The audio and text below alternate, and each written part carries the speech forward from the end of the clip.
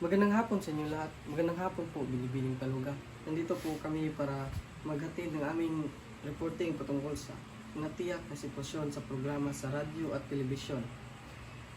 Una is, ang panimula ay, ang radyo at telebisyon ay may dalawang pangunahing medyang ginagamit upang maihatid ang impormasyon, aliw at edukasyon sa publiko.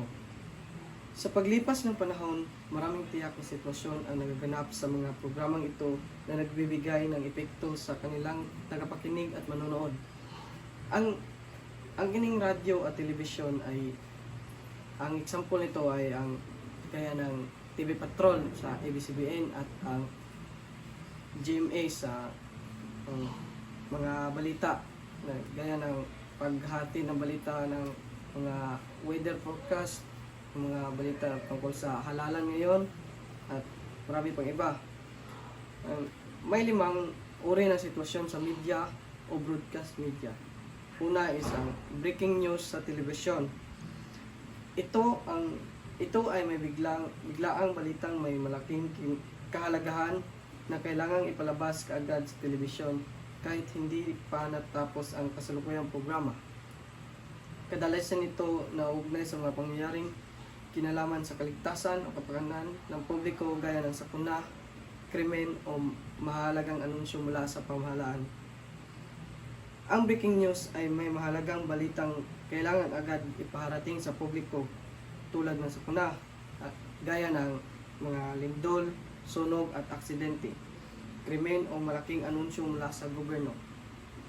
Kapag may ganitong balita, pinuputol ng mga news channel ang kanilang regular na programa agad itong inuulat.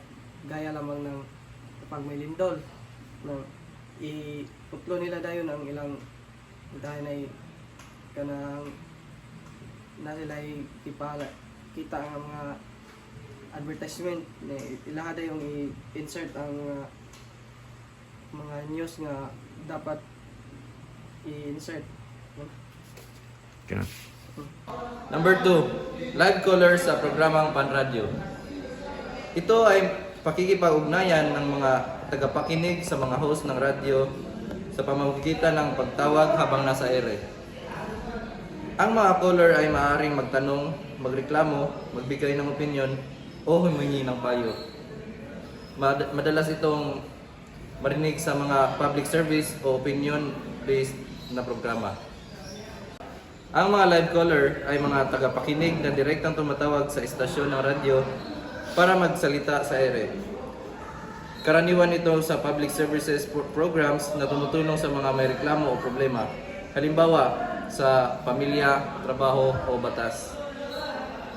Dahil ito ay scripted, may mga pagkakataong emosyonal o mainit ang usapan. Minsan ay nagkakaroon ng sigawan, iyakan o pag-aaway. Nagiging totoo at buhay ang programa dahil sa partisipasyon ng publiko. Isang halimbawa nito ay ang Wanted sa Radyo ni Rafi Tulfo. Tumatawag si Aling Maria upang ireklamo ang kanyang asawa na hindi nagbibigay ng sustento sa kanilang mga anak. Sa live na ere, nakausap din ang inireklamo upang marinig ang kanyang panig. Number 3, scripted drama sa radyo o radyo nobela. Isang uri ng programang panradyo kung saan ang mga kwento ay sinasaayos gamit ang script, boses ng mga aktor, sound effects at musika. Layunin nito ang mag-aliw, magturo ng aral o maghatid ng emosyonal na karanasan sa mga tagapakinig. Ang radyo nobela ay isang uri ng drama sa radyo na may istorya, karakter, tunog ng paligid or sound effects, at musika. Parang teleserye sa radyo, pero imahinasyon lang ang tagapakinig ang gumagana dahil walang visual. Halimbawa, ang isang kwento tungkol sa pag-ibig ay maaaring isalaysay gamit ang mga boses ng aktor at tunog ng ulan o iyakan. Ito ay nakakaaliw, nakakaantig ng damdamin at kadalasang may aral sa dulo. Madalas itong marinig sa mga programang nagpapabasa ng sulat o kwento. Halimbawa ng sulat ng Dear MOR. Sa programang Dear MOR, binasa ang sulat ni Julie tungkol sa kanyang liham na pag-ibig sa kaibigan ng kanyang kapatid.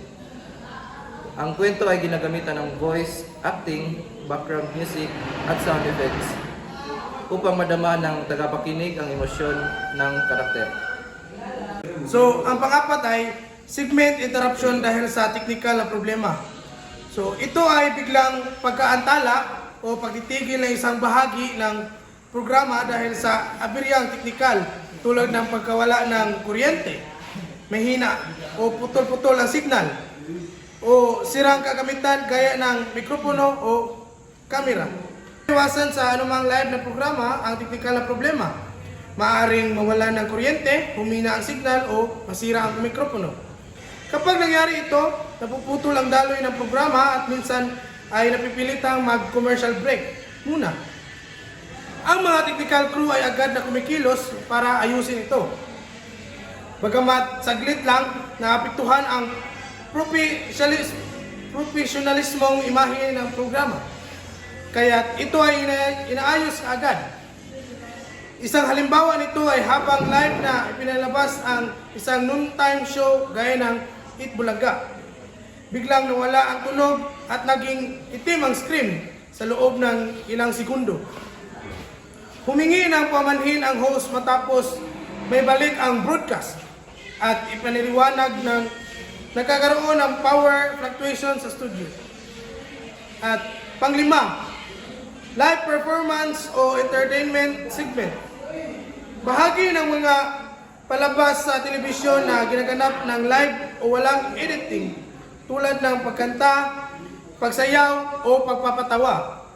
Minsan ay nagkakaroon ng mga hindi inasahang pangyayari, gaya lamang ng pagkakamali sa lyrics o adlib na hindi bahagi ng plano na nagdadagdag ng spontaneity o aliw sa palabas.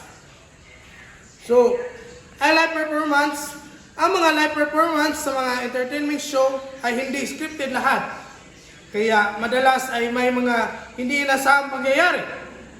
Halimbawa, maaaring magkamali ang singer sa lyrics, madulas ang dancer, o magbitaw ng joke ang host na hindi planado.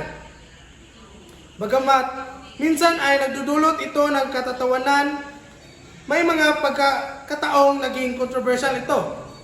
Sa kabilang banda, ito rin ang nagpapakita ng pagiging natural ng mga host at performer, na sila rin ay nagkakamali at totoo sa kanilang ginagawa. Isang halimbawa, ito ay sa It's Showtime.